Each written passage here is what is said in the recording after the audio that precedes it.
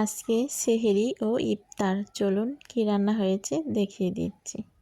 এটা হলো মাসকলার ডাল দিয়ে গাছের লাউ রান্না করা হয়েছে, এই যে দেখতে পাচ্ছেন। আর এপাশে আছে ওই যে বলি জাতীয় মাছ, একদম জাতীয় মাছ পাঙ্গাসটা বোনা করা হচ্ছে এখানে, এই যে। আর এখানে হচ্ছে পেঁজু, ইফতারির সাথে পেঁজু না হলে তো হবে না। এখানে হচ্ছে পেঁজু, বেগুনের চপ, আলুর চপ সবটি তৈরি করে নিচ্ছি। এই যে দেখুন, আজকের ইফতার হবে এগুলা দিয়ে। তো সব কিছুই ইফতার বানানো শেষ।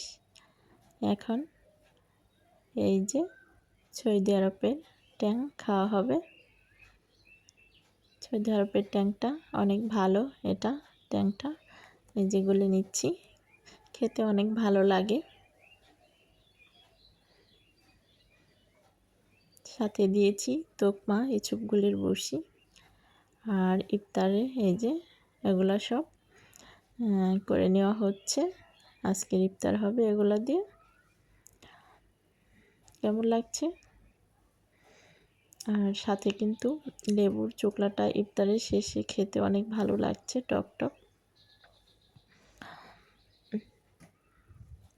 তো বন্ধুরা, আজকের মতো এ পর্যন্তই।